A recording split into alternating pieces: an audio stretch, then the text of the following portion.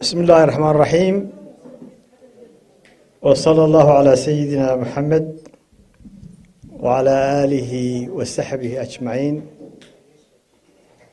وحر مهندق بلاران وأنا نهاينين إرياها كعبره وسو جيدين إياه taageerayaasha iyo madaxda xisbiga wadani iyo qurba joogiisaba walaalayaal waxaan mar labaad idinka mahadnaqayaa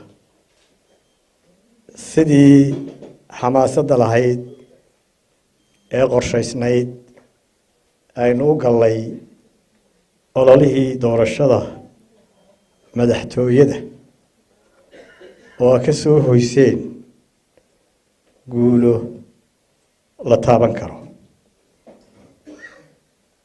walaalayaal jamhuuriyadda somaliland waxay soo martay oo inoo qabsoomay 6 doorasho kuwaasay ugu horreysay doorashadii golaha deegaanka ee 2002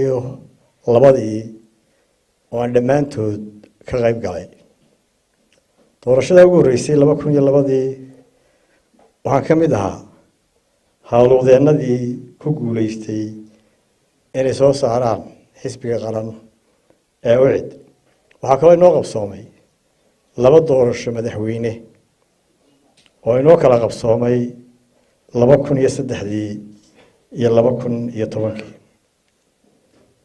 waxaynu qabanay doorashadii golaha wakiilada 2005 oo aan ka ahaa musharax kana noqday gudoomiyaha golaha wakiilada oo aan xilkaan hayay muddo 12 sano 2011 aniga iyo saaxiibo badan oo rag iyo dumar bali waxaanu aasaasnay xisbiga wadani oo maanta xisbiga qaran oo isleeyahay waa ka ugu baaxadda weyn axsaabta jamhuuriyadda somaliland waxaana maraka ah intiina halkan fadhida oo ka soo kala jeeda dhammaan gobollada jamhuuriyadda somaliland Lawyacado Taleex iyo Badhan inta u dhaxaysa walaalayaal 13 November 2017 waxaynu u dareeray doorashadii 6aad ee ka dhacday jamhuuriyadda somaliland oo ahayd doorashadii madaxtooyada xisbiga wadani anoo u mahadnaqaya dhammaan xubnihiisa waxay ii doorteen inaan noqdo musharax madaxweyne saaxiibkay maxamed calina musharax madaxweyne ku xigeen balse waxa dhacday doorashadan istamarin musuqmaasuq iyo ku shubasho aan xad lahayn oo ay ku gadaanayd dhammaan doorashadii inoo qabsoontay sidii aan shalayto faahfaahiyey waxaan taageerayaasha xisbiga wadani lagula kacay tacaddi iyo xadgudubyo aad u badan oo aanu soo bandhignay waxaa ilaa hadda xabsiga ku jira dadkii doorashada loo xidhay waxaa dhakhtarka jiifa dhaawacii xabaduhu ku dhaawaceen magaalooyinka Burco iyo Hargeysa waxaynu ku weynay nafa badan oo maanta aynu weynay iyagana Ilaahay ha u naxariisto waxaan aad uga xumahay ku tumashada sharciga ee aan xadka lahayn adeegsiga hantiga ummadda ee aan loo aaba yeelin caburinta iyo agajugleynta lagu hayo muwaadiniinta iyadoo loo adeegsanayo xoogga ciidamada kala duwan ee qaranka Somaliland ee loogu talagalay inay dadka cadawga ka difaacaan sugaana amniga shacbiga reer Somaliland waxaan idin sheegayaa inaan ciidan dalkan ku xukumi karin caburin agajugleyn iyo cudun ciidan midnaba waxaan soo jeedinayaa in shacbiga laga daayo xaalad abuurka iyo kicinta iyadoo meelo aan loo baahnayn magaalooyin iyo xaafado gaar ah la geeyey ciidamo aada u tiro badan oo waxyeeli kara ammaanka qaranka. waxaan u soo jeedinayaa xukuumadda inay sii dayso madaxda iyo taageerayaasha xisbiga wadani ee ilaa imika u xidhxidhan. waxaan kaloo soo jeedinayaa inay magdhow siiso dadkii ciidamadu dhaawaceen iyo kuwii dhintayba. waxaan ka xumahay musuqmaasuqa, sicir bararka, dhaqaalaha bulshada oo halkii ugu hooseeyey maraya maanta, iyada oo ilaa hadda ay xidhan yihiin dhoofkii xoolaha nool oo lafdhabar u ahaa dhaqaalaha dalka. xisbiga wadani isagoo ogsoon inaanay dalka ka dhicin doorasho xor oo xalaali loona adeegsaday xooggii iyo xoolihii qaranka si xisbiga kulmiye talada ula wareego gar iyo gardarraba. xisbiga wadani isagoo qiimeynaya muhiimadda nabadgelyada, degenaanshaha iyo horumarka dadka reer Somaliland tacab dheer u soo mareen, isla markaana tixgelinaya duruufaha kala duwan ee muwaadiniinta Somaliland.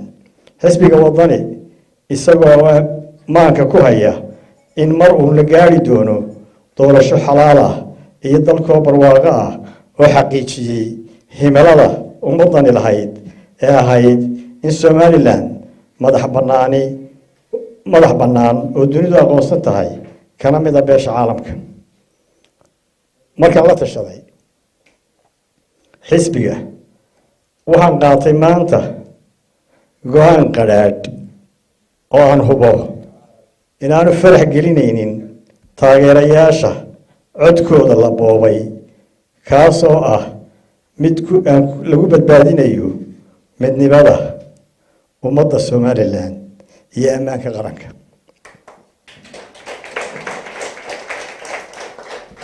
umaan tanaasulin Muuse Biixi, umaan tanaasulin kulmiye, waxaan u tanaasulay nabadda, wadajirka iyo midnimada ummadda Somaliland.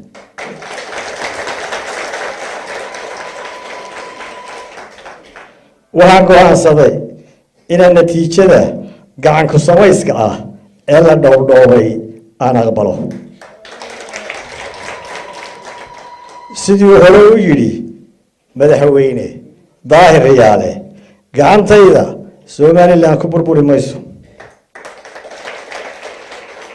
aniguna waxaan leeyahay dalkayga damacayga u burburin maayo, dadkaygana dhiigooda u daadin maayo. waxaase ka baqayaa inay gacanta kulmiye ku burburto. walaalayaal waxaan rumaa inay rumoobi doonto rajada shacabka ee halganka kala duwan wakhtiga dheer loo soo maray.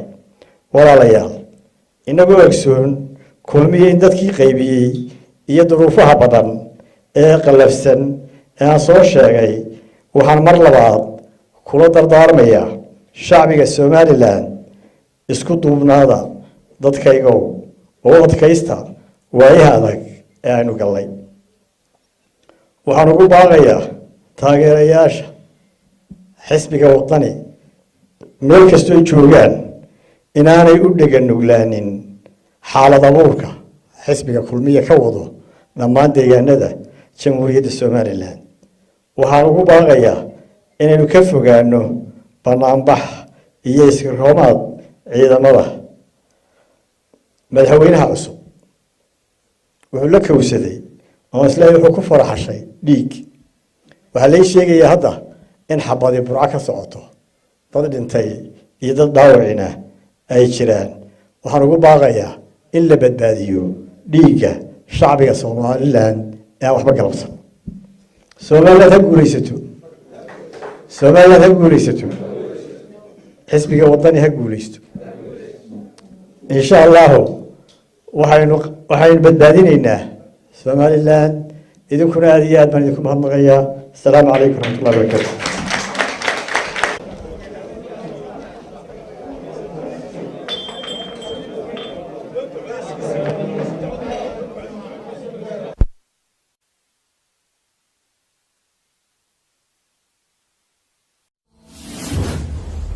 Galera Video Center channel. Subscribe for daily Somali news update. Thank you.